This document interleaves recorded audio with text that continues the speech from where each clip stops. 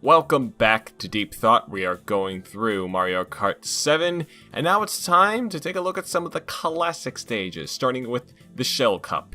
And this is a concept that was introduced in Mario Kart DS, which was a bit surprising to me because I thought it was the Wii version. Well, actually, if you want to be technically accurate, it was introduced in Super Circuit.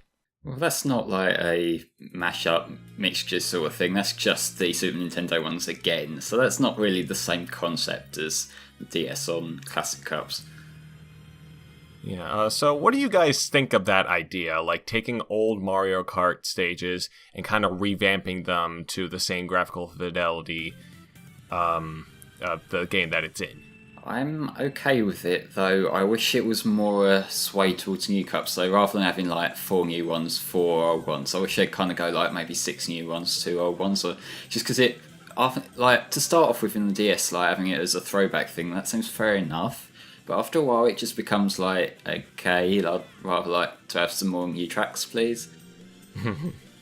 Yeah, that's fair. I think I like the idea as well, but my main issue with like these kind of tracks and like revamping them and such is that it kind of comes down to the mechanics that the new games have. Like, for example, the flying and underwater mechanics, they get incorporated into like the classic tracks, and in my eyes it doesn't really mesh that well. There are some good examples, like we'll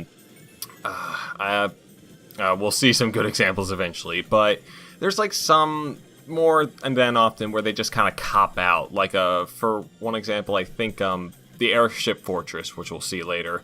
When you get shot out of the cannon, you get your flying thing out, the glider, but you can't control anything. It's just shooting you through the cannon. And then, yeah, so stuff like that just kind of irritates me. It does show the age of these older tracks, especially when you go to like the Super Nintendo or GBA ones, where those were originally flat as, you know, a 6-year-old girl.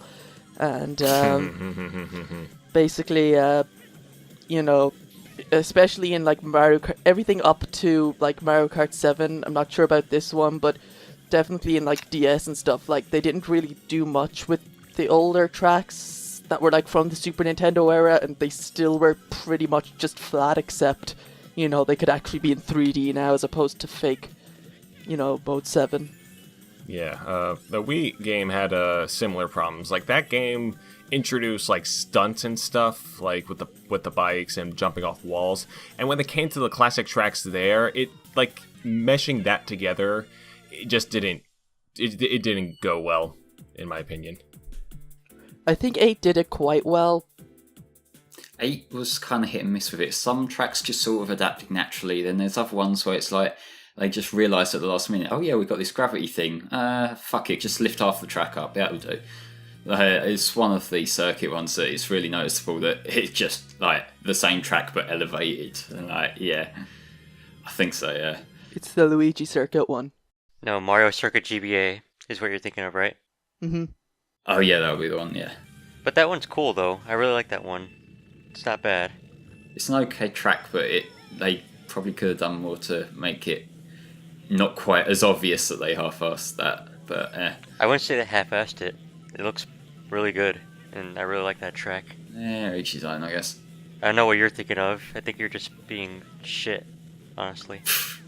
This is a rad remix, I must say. Like, I originally loved this Bowser Castle theme in the GBA game. The instrumentation's a bit rape, but, you know, it's a GBA song, but it's still a good song. Yeah, music is something really prevalent in Mario Kart series that I don't think, in my opinion, gets as much credit as it should. Because, like, holy shit, there are a lot of fucking excellent songs in Mario Kart. And one of my particular favorites I mean, call me a nostalgiistic person, or that's probably not a word, but you get what I mean. Nostalgia fag.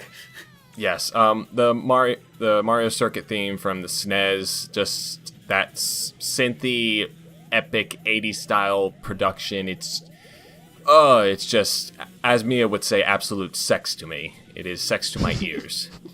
Yeah, and of course there's like Rainbow Road and Bowser's Castle as we're seeing, and like it's not in this game, but Waluigi Stadium from the Oh, GameCube. That yeah. was like a really fun and frantic song that I remember quite fondly. I like Waluigi Pinball. That's in this game. Oh, sexy! I think 8 has the best soundtrack off the top of my head that I can recall. Oh 'cause yeah, that's fucking fantastic. I just love the music direction of that. The fact that they've got like a big band sort of approach to the music, it just makes everything feel more dynamic, more pumping. You know, it just feels much more lively. I'm just looking forward to the day I finally get into Mario Kart 8. What about you, Floofy? What are some of your favorite tracks in Mario Kart in general? I like most of them in Double Dash because they're pretty well. That's when Mario Kart got really crazy with their tracks. Yeah. Mario Kart 8's tracks, for the most part, I like all of them, but there are a few that I can't think of off the top of my head that are kind of boring. Actually, the desert level, I forget what it's called, but it's Dry Bone Dunes or something like that. But yeah, that's pretty much the only ones I don't you like. really want to think. This is from Wii, right? Yeah. Yes, this is from. Yeah, I remember this one. Yeah, here's an example of like a good example of like incorporating the flying mechanic into like an old stage. There's a blue mushroom that you can jump off of and start gliding, and you have like complete free reign and control, and it feels really good, and I like how they did that. However, if you're like super small and shit, don't try going up to that blue mushroom or you're going to fall into the pit. I remember that being tricky even in the original Mario Kart Wii. Oh yeah. Like even with the trick system it had there, it was like super fast. Not as fast as Double Dash, but it was still super fast and almost kind of hard to control at times. So yeah, you had to be really, really careful of your aiming and jumps. Did the green ones bounce you in the original? No. No? I swear I thought they did. I like how the music... Sorry. Oh no, go on. I was going to say, I like how the music in the stage sounds Irish. I can't really tell. You can definitely tell, though, with a different track that's in Wii, the Moo Moo Meadows one. That's definitely meant to be Irish. The instrumentation has got that sort of vibe to it, I guess. Moo Meadows was fun. I studied Irish music. I think I know what Irish music is like, fam. You enjoy that little leprechaun, okay. I just like how this stage is designed as well. Just like it's a straightforward loop, but like it has a bunch of various sections. I love the mushrooms as well, just like how big they are and how you can bounce off them. And the cave that we just went through, the crystals look gorgeous. The Goombas look super huge. They weren't that big in the Wii version, but yeah, it's a good stage. Yeah, it's maybe not my favourite of the Wii ones, but it is a pretty memorable stage at the very least because it's got the like pretty iconic set pieces with the mushrooms and that. And the music. Yeah, and I just enjoy this stage when it comes up. And now on to the last stage of this particular cup. Luigi's Mansion. Oh, yes. This is from the DS one, and it's quite a fun track, though that section at the end does get annoying at times with the trees moving around. I hate this track. It's a really shitty track.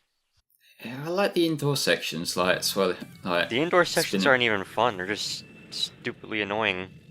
Yeah, I like swerving around in the mansion. No. This reminds me of that terrible Disney movie with Eddie Murphy.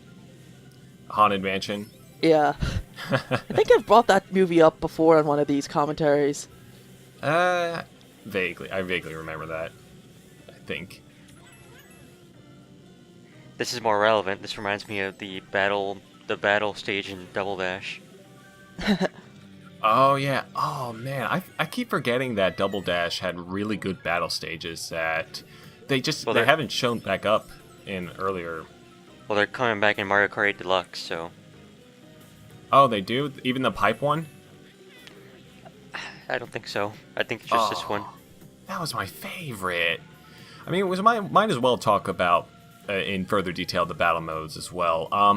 So with the battle mode, you're basically separated There are like two modes. You're one where it's balloon mode. You're separated onto two teams, and your goal is to basically either, depending on how many players there are, like get as many points as possible, or just wipe out the other player and destroy all their balloons. Which means murder them. Oh yes, definitely, because their balloons are full of that. They contain all the oxygen that goes to their head, and if you destroy the balloons, they die. Yeah, that's certainly the truth. Someone get me on Game Explain. I'd rather not. Anyway, yeah, they're a lot of fun, in my opinion.